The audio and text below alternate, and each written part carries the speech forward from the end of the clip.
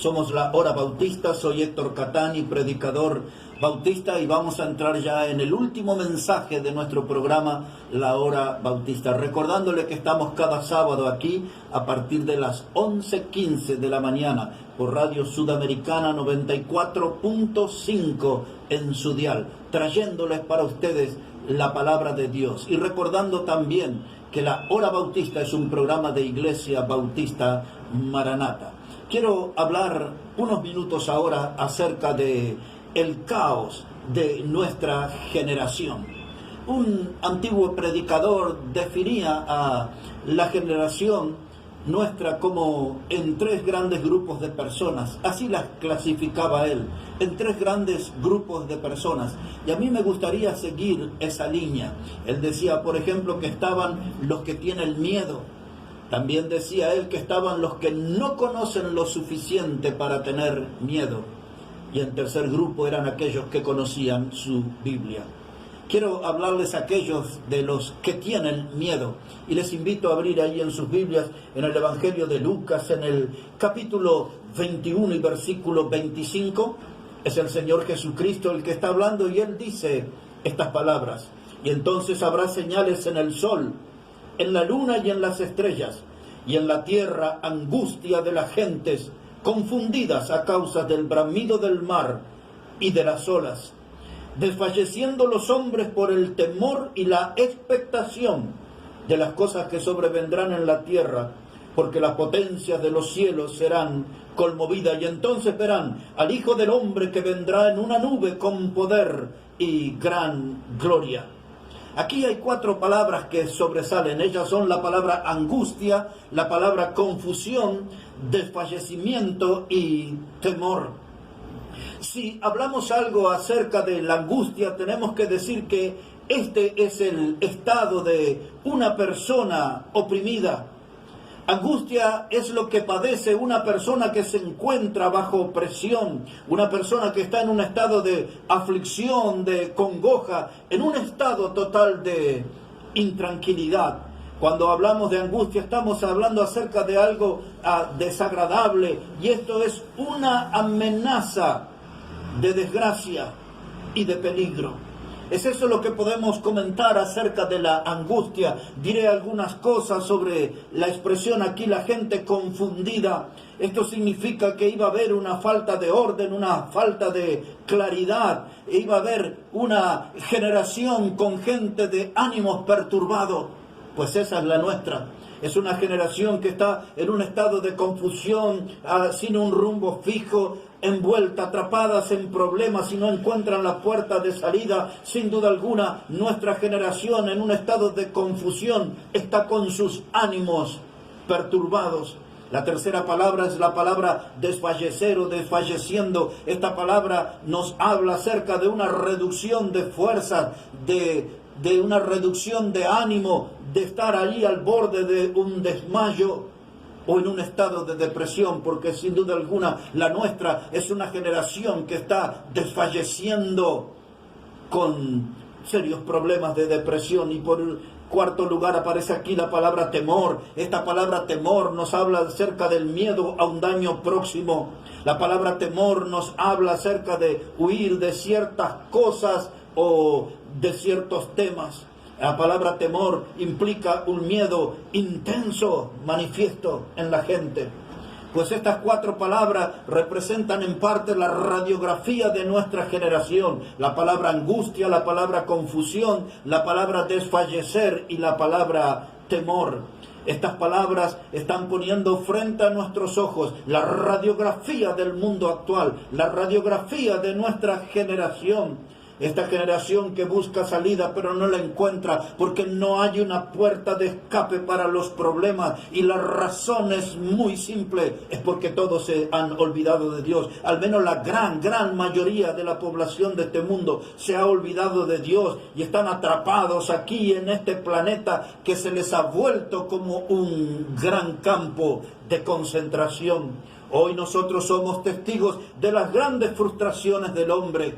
Como gran frustración del hombre puedo mencionar yo al capitalismo salvaje, porque el capitalismo salvaje nos deja ver la inmundicia del materialismo. Entre los grandes fracasos del hombre está el comunismo y el socialismo, estas religiones que representan el ateísmo.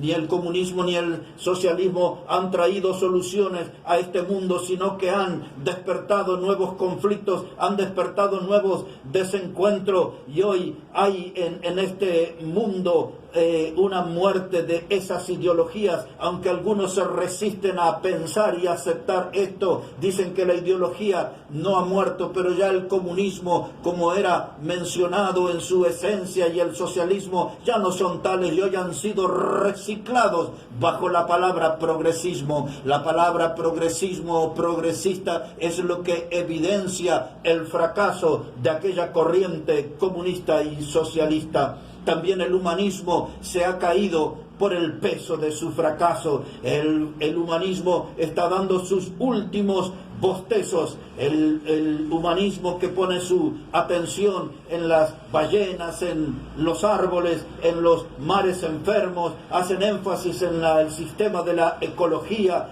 y ellos están allí defendiendo a las ballenas en extinción, a los árboles en extinción, a los mares enfermos, pero curiosamente ellos están a favor de la muerte del hombre cuando aceptan a sacrificar a los niños en el altar del aborto. Eso es realmente terrible, y eso también realmente es algo incomprensible. Hoy hay grandes manifestaciones en el mundo, como aquí en la Argentina mismo, esas grandes manifestaciones con el pañuelo verde. Usted puede ver a las mujeres allí reclamando en la sociedad un aborto legal y un aborto gratuito. Y esta misma gente es la que se llaman humanistas, sin embargo atentan contra la raza humana, tratándola de hacerla selectiva, que no todos pueden nacer, algunos hay que abortarlo. Pues ese es el mensaje, palabras más, palabras menos, de todos estos que andan en la onda verde o en la onda del pañuelo verde. No solo el capitalismo salvaje ha fracasado, no solamente el comunismo y el socialismo, también hemos dicho que el humanismo, y ahora haré una mención sobre el racionalismo. El racionalismo se está muriendo en un largo bostezo. El racionalismo es una filosofía hueca que busca explicar el mundo y el universo sin Dios. Otra vez, eso es el racionalismo, una filosofía hueca que busca explicar el mundo y el universo sin Dios. Sus teorías son absurdas, sus teorías son necias, y ellos se autodenominan como libres pensadores, pero todo lo que tienen es un pensamiento único, y a ellos lo que ellos creen se les llama la dictadura de la palabra. Lo que ellos dicen no tiene discusión, lo que ellos dicen no tiene que dar lugar a dudas. Es así como ellos dicen, y se definen como libres pensadores, dueños de un pensamiento único que quieren imponer la dictadura de la palabra. No hay duda alguna. Lo cierto es que estas corrientes que hemos mencionado y algunas otras han dejado nuestro mundo hoy en una gran necesidad, porque exactamente las estadísticas indican que la mitad de la población del mundo se acuesta con hambre. Aquí en la Argentina, donde vivimos, el 48% de los niños, 48% de los niños está con hambre. Es increíble, un país que tiene, según dicen los líderes políticos que producen alimentos para 400 millones de personas, tenemos un total de 14 millones de pobres, de los cuales el 48% de los niños padecen hambre. Esto, detrás de esas estadísticas, detrás de esos números, hay personas de carne y hueso que padecen tremendamente el problema del hambre. Pero aquí en el Evangelio de Lucas, donde hemos leído sobre estas palabras, la palabra angustia, donde hemos leído sobre la palabra confusión, desfallecer, donde hemos estado leyendo también allí acerca de la palabra temor, aparece la palabra expectación. Esa palabra expectación, deberíamos decir acerca de ello que habla de una espera curiosa y tensa. Y este mundo que vivimos está aquí en gran expectación, está en una espera curiosa y tensa. El hombre sabe que algo va a suceder, el hombre tiene temores de que juicios de Dios van a venir, y sin duda alguna el hombre ha llegado a estar en la cresta de la ola, en la cresta de la ola más alta del pecar. Hemos llegado al punto más alto del pecado y estamos atrayendo el juicio de Dios. El decir de un antiguo presidente decía: estamos juntando combustible para un gran incendio. Sin duda alguna el juicio de Dios vendrá sobre el hombre y sobre el pecado del hombre. Y ahí esta palabra expectación va de la mano con la palabra pánico. La palabra pánico ha comenzado a introducirse en nuestra sociedad y hoy tiene su reinado en varios lugares de ella. La palabra pánico realmente es un término dominante y que se está volviendo cada vez más familiar, y nuestra generación hoy está siendo sometida al pánico. En primer lugar, estamos hablando de aquellos que tienen miedo. En segundo lugar, hablaré aquí unos minutos sobre aquellas personas que no conocen lo suficiente para tener miedo. De ellos hablaré, de los que no conocen lo suficiente para tener miedo. Citaré el Evangelio de Mateo, el capítulo 24, y otra vez las palabras del Señor Jesucristo a partir del verso 4. Mateo 24, 4. Dice la Biblia, la palabra de Dios: respondiendo Jesús le dijo: mirad que nadie os engañe, porque vendrán muchos en mi nombre diciendo: yo soy el Cristo, y a muchos se engañarán, y oiréis de guerras y rumores de guerra. Mirad que no os turbéis, porque es necesario que todo esto acontezca, pero aún no es el fin, porque se levantará nación contra nación y reino contra reino, y habrá pestes y hambres y terremotos en diferentes lugares, y todo esto será principio de dolores. Aquí la palabra de Dios nos enseña los días que estamos viviendo. Nosotros somos la generación de la bomba. Yo recuerdo desde mi niñez que siempre los mayores decían: un día de esto un loco se va a levantar y va a apretar el botón rojo y volaremos hechos pedazos en este planeta. Así crecimos oyendo esas cosas de nuestros mayores, pero nunca antes en la historia humana se vivió una realidad como la que está descrita aquí en el Evangelio. Es falso que aquellos que dicen que siempre hubo guerras y rumores de guerra, solamente que antes no había los medios de comunicación que hay hoy. Eso es falso. Realmente nosotros estamos en una carrera bélica. En la generación pasada se hablaba sobre la guerra de Galacia, se hablaba sobre las guerras químicas, se hablaba sobre las guerras bacteriológicas, se hablaba acerca de los misiles con cabezas inteligentes, misiles con ojivas nucleares, se hablaba de las bombas étnicas, de las bombas de neutrones, de las bombas de cerebro y qué sé yo. Cada día el hombre en su maldad inventa más clases de bombas y sigue promoviendo la autodestrucción. El Señor Jesucristo hablaba claramente que vendrían los tiempos de guerras y de rumores de guerra, y todo eso se iba a instalar, y hoy nosotros vivimos en un planeta que está amenazado de guerra continuamente. Si levanta su mirada al África, las guerras étnicas, es tremendo lo que pasa por allá. Allí no hace mucho tiempo aquella guerra en Irak, aquellas guerras en Irán, los 11 años de guerra entre esas dos naciones allá por la década del 80 del siglo pasado. Y entonces hablamos de Afganistán, hablamos acerca de lugares donde cayó el régimen de Muammar Gaddafi. Recuerdan ustedes allí en Libia, guerras y rumores de guerra. Todo eso no es tan lejano cuando miramos a la Rusia de Putin y vemos cómo atacaron allí a Chechenia y allí Crimea y tantos lugares, un poquito exigiendo nuestra memoria, aquella guerra allí en Yugoslavia, que luego esa guerra se desató entre croatas y serbios, y aquella nación se dividió en Croacia, Serbia y Montenegro. Guerras por todos lados, y ahora estamos viviendo aquí en Latinoamérica, donde todo es un verdadero polvorín por estos días. Las grandes manifestaciones en Haití, los muertos en la calle, las manifestaciones en Colombia y en Venezuela, muertos por doquier. Estadísticas indican que en Venezuela hay un promedio de 40 muertos diarios por causa de la violencia social. Aquí vemos cómo se ha levantado Chile, más de 30 muertos, unos 30 muertos aproximadamente en Bolivia, en los grandes conflictos sociales, por los cambios de gobiernos o por destituir un gobierno, sea lo que fuera las razones. Hoy estamos viviendo en medio de un clima bélico, estamos atrapados de amenazas de guerra, de levantamiento del hombre contra el hombre, o como dijo Jesús aquí, reino contra reino. Ahí si damos una mirada también a Europa, allí en lo que sucedió en Barcelona, lo que estos que estaban luchando por la independencia, y si vemos aquellos de los Países Vascos, y si vemos también allí en Francia los chalecos amarillos, todo esto, realmente el mundo se está transformando en un gran polvorín, y esto nos trae aquí al comentario del Evangelio de Mateo: guerras y rumores de guerra, guerras y rumores de guerra.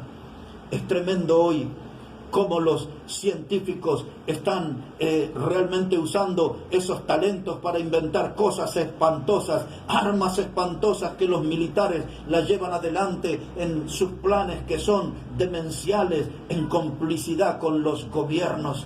Armas que están aquí destruyendo el planeta. El hombre tiene una gran capacidad para la autodestrucción. Esto sí que realmente es increíble.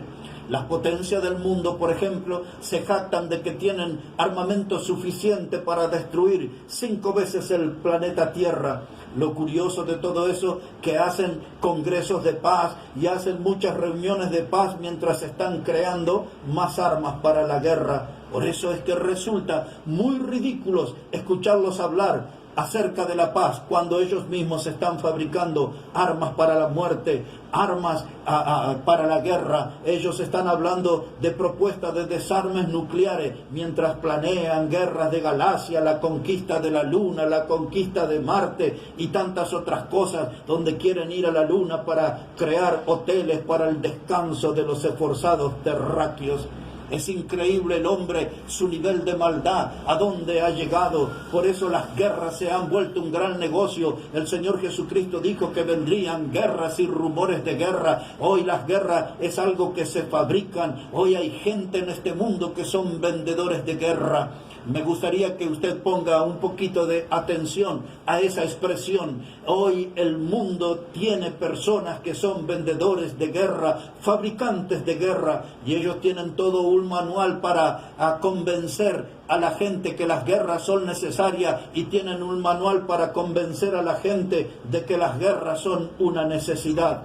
Por ejemplo, ellos utilizan los medios de comunicación para convencer a la opinión pública de la necesidad de entrar en una guerra, porque hay que conseguir el agua de tal país, o porque hay que conseguir el petróleo de tal país, o el litio, como se menciona ahora, el oro blanco, porque hay que recuperar democracias para determinados lugares, y las naciones poderosas se vuelven como policías del mundo, y ellos utilizan la prensa y utilizan los medios de comunicación para convencer a su población de que hay necesidad de entrar en guerra. Qué cosa tremenda, qué cruel. Parte de ese manual de la guerra es que ellos presentan la guerra como un beneficio para la humanidad. La guerra va a traer muerte, la guerra va a traer destrucción, va a traer dolor, pero al final la humanidad va a ser beneficiada después de ciertas guerras. Así hablan esta gente cruel, desalmada, esta gente que tienen el manual para fabricar guerra. Ellos dicen que hay que convencer a la opinión pública, ellos dicen que hay que presentar a la guerra como un beneficio para la humanidad, pero ellos dicen que hay que vender la guerra como algo emocional. Entonces apelan a las emociones, a las fibras más íntimas de las personas, para que ellas se levanten en respaldo de una guerra. En otras palabras, para que la gente se sume, para que gente haga negocio con el dolor y con la destrucción. ¡Qué tremendo! Le diré algo más sobre este manual de los fabricantes de guerra, de los vendedores de guerra. Ellos dicen que hay métodos para debilitar la opinión pública y poder justificar la muerte. Ellos saben cómo apelar a las emociones de la gente, y cómo ellos la debilitan en su razonamiento y dicen, bueno, mire, esto es algo malo, pero va a traer cosas buenas. El Señor Jesucristo decía, ningún árbol malo puede dar fruto bueno. Yo me quedo en esa verdad del Evangelio. Ningún árbol malo puede producir un fruto bueno. Pero los vendedores de guerra dicen, bueno, las guerras son necesarias porque luego esto va a traer beneficios para las naciones, progresos para los pueblos, bienestar para las personas, y todo eso es un verso, como se dice aquí en las calles de Buenos Aires, es un gran chamullo, un verdadero chamullo. Le comentaré algo más sobre el manual de los fabricantes de guerra. Ellos hablan de que hay que tener costos mínimos para la nación. ¿Qué significa entrar en una guerra y tener un costo mínimo para la nación? Ellos dicen hay que enviar aviones no tripulados para no tener costos de vidas humanas.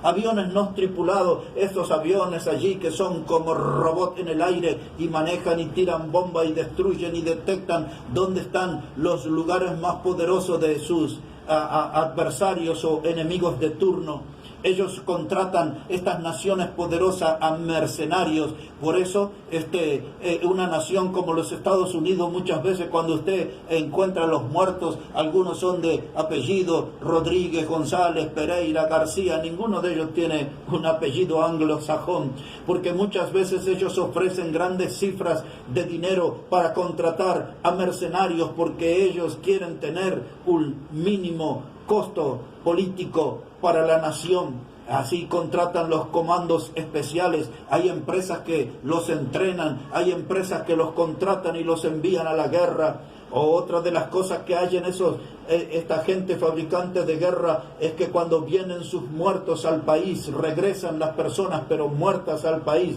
entonces ellos así los repatrian envueltos en las banderas de sus naciones y los presentan como cadáveres de héroes que necesitan o que es necesario rendirle honores. ¡Qué cosa tan fea, tan horrenda que se maneja detrás de este negocio, de este mercado, de esta fábrica de guerra que hay en el mundo! Y por último les diré otro comentario. Esta gente buscan la forma de extender y crear negocios a través de las guerras. ¿Cómo lo hacen eso? Reconstruyendo las naciones. Van a un país, lo bombardean, lo reducen a escombros a las grandes ciudades y luego después le ofrecen sus ingenieros, sus arquitectos, sus carpinteros, sus electricistas, sus albañiles, y entonces la guerra se mueve, se transforma en un gran negocio. Destruyen naciones para luego llevar sus empresas a reconstruir esas naciones. El gran negocio, horrendo negocio que se manejan detrás de las guerras. Pero volviendo aquí a la página del Evangelio, dijo Jesús, guerras y rumores de guerra, se levantará nación contra nación y reino contra reino. Y allí también el Señor Jesucristo hablaba sobre los terremotos. Terribles los terremotos que vemos en el mundo, cada vez con más muertos. Estamos aquí en la Argentina mismo, hace 2 días, aún en la misma ciudad de Buenos Aires, tuvimos un sacudón aquí. Bueno, eso parece un origen allí a la altura de Mendoza, pero se sintió aquí la repercusión o la réplica aún en la misma ciudad de Buenos Aires. Hoy el mundo está amenazado por terremoto, aún aquí enfrente, en la nación de Uruguay, se habla y se pronostica de un futuro terremoto o algo que vendría desde el mar.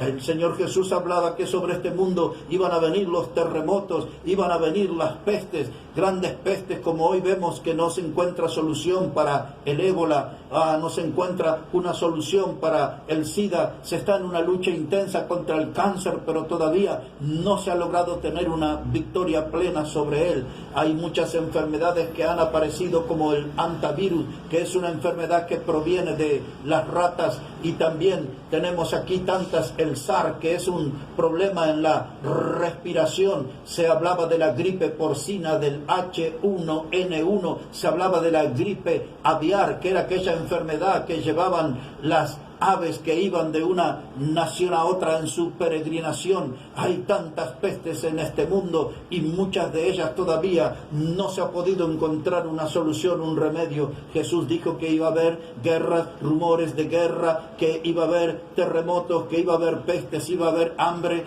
Ya lo hemos mencionado hoy. La mitad de la población del mundo se acuesta con hambre.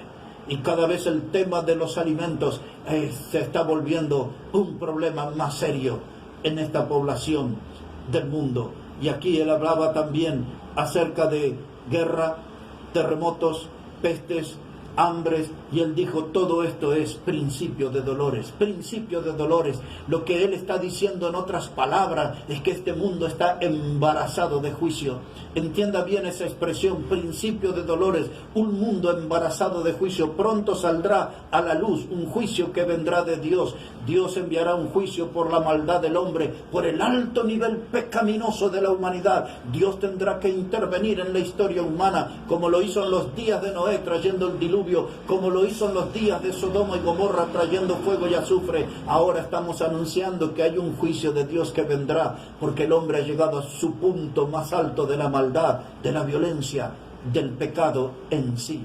Principios de dolores, un mundo embarazado de juicio, como si fuera una madre alumbrando a un bebé. Allí primero comienza a sentir las contracciones, y este mundo ya está sintiendo contracciones más seguido, porque ya está por darse a luz ese juicio que vendrá de Dios para caer duro contra el pecado. Están aquí en este mundo, en la radiografía, los que tienen miedo. Están aquí en este mundo, en la radiografía, los que no conocen lo suficiente para tener miedo. Y están aquí en este mundo aquellos que conocen la Biblia. Nosotros conocemos la palabra de Dios, conocemos el plan de Dios, el programa de Dios. Nosotros sabemos exactamente en qué hora de la historia humana estamos viviendo. Lo que nosotros sabemos es que Cristo va a venir y va a venir pronto. Cristo vendrá aquí. Dice la palabra de Dios aquí, una mirada a la primera carta de Tesalonicenses, ya para ir terminando con este tema en la hora bautista. Dice aquí la palabra de Dios en la primera carta que Pablo le escribió a los Tesalonicenses, en el capítulo 4 y en el versículo 13, dice estas palabras: tampoco queremos, hermanos, que ignoréis acerca de los que duermen, para que no os entristezcáis como los otros, que no tienen esperanza, porque si creemos que Jesús murió y resucitó, así también traerá Dios con Jesús a los que durmieron en él. Por lo cual os decimos esto en palabra del Señor, que nosotros que vivimos, que habremos quedado hasta la venida del Señor, no precederemos a los que durmieron. Porque el Señor mismo, con voz de mando, con voz de arcángel, con trompeta de Dios, descenderá del cielo, y los muertos en Cristo resucitarán primero. Este pasaje nos habla de la parousia. Parousia era la palabra griega que nos hablaba de la venida del Señor Jesucristo.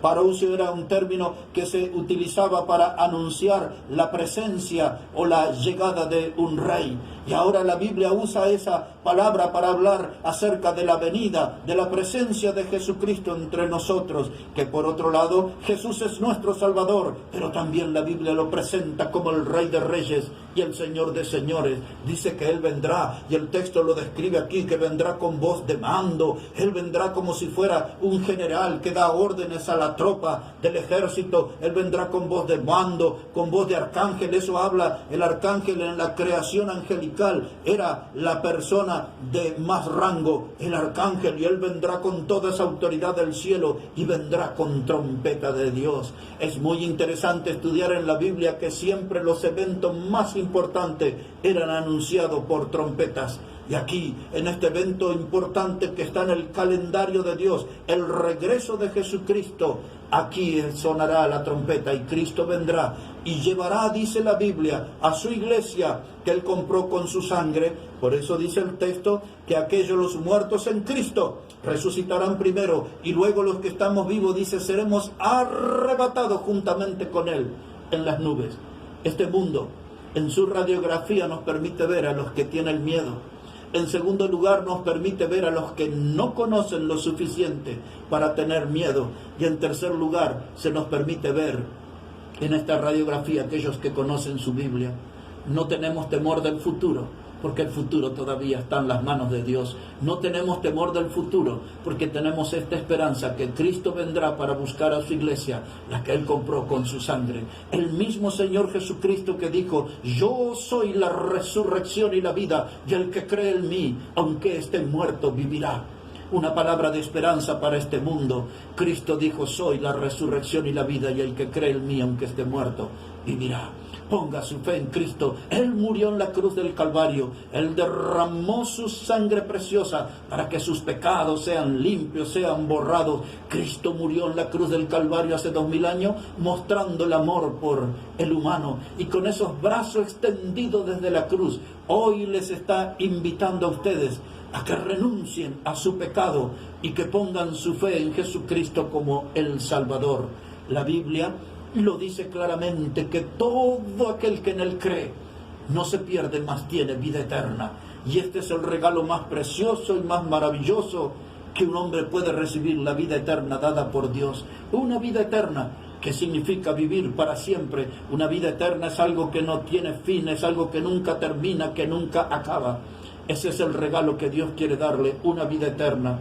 No esté en el grupo de los que tienen miedo. No esté en el grupo de los que no conocen lo suficiente para tener miedo. ¿Por qué no viene al grupo de los que conocen su Biblia? Y la Biblia dice que Cristo puede ser su Salvador, porque no hay otro nombre bajo el cielo dado a los hombres en que podamos ser salvos. Solo Cristo salva. Venga a Él con fe y Cristo le dará el regalo de la vida eterna.